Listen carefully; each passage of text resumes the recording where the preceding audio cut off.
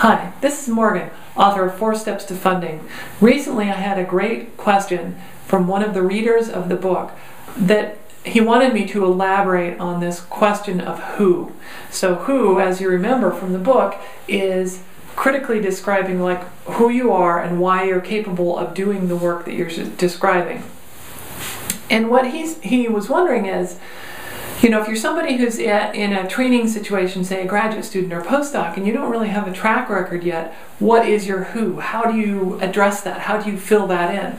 And that's a great question, because everybody starts from nowhere, starts from being a nobody, and the people who are recognized in their fields are people who built up from being nobody to, you know, eventually developing that name recognition. So the first thing is to realize, to not worry about that too much, and realize that if a reviewer is reading something and the proposal is, say, a graduate fellowship proposal, they aren't going to place the same emphasis on, quote, who than somebody who's reading an R01 proposal from a PI of a major lab. Those are two very different things, and the expectations are quite different. So that's the first level of answer. But it is important, if you're, say, going for a graduate fellowship, that you actually have somebody that you're working with who does have some of that name recognition. You can't, you know, if you're trying to get an NIH or NSF or other government fellowship for graduate training, it's the reviewers will really pay attention to what is that training environment like.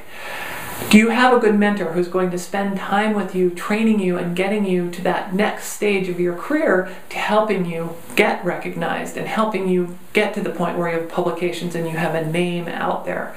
And so there are two components to that. One is finding somebody who's relatively recognized in the field, or at least somewhat senior.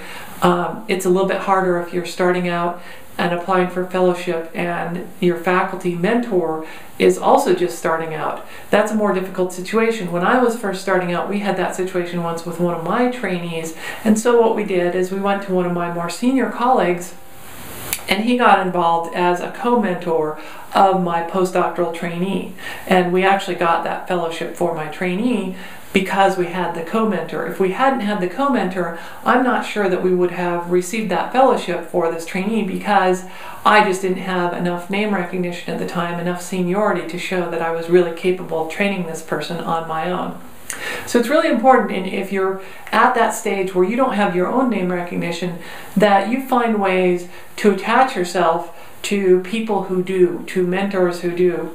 And the second part, aside from just attaching yourself to those people, is really getting a commitment from that person that they're going to contribute to the write-up of your proposal, because usually there's a mentor's statement in most of these fellowship proposals.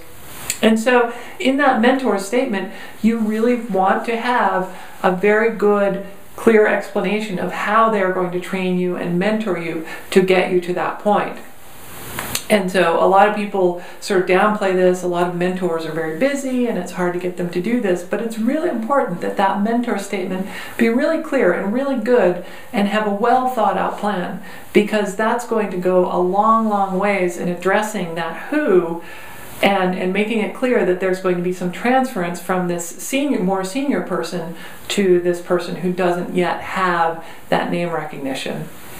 So I hope that helps you in addressing that question, and if you have further questions, I love answering your questions, so just submit them to me via email. That's morgan@morganonscience.com, or post your questions on the blog over at grantdynamo.com. I look forward to seeing you soon. Bye now.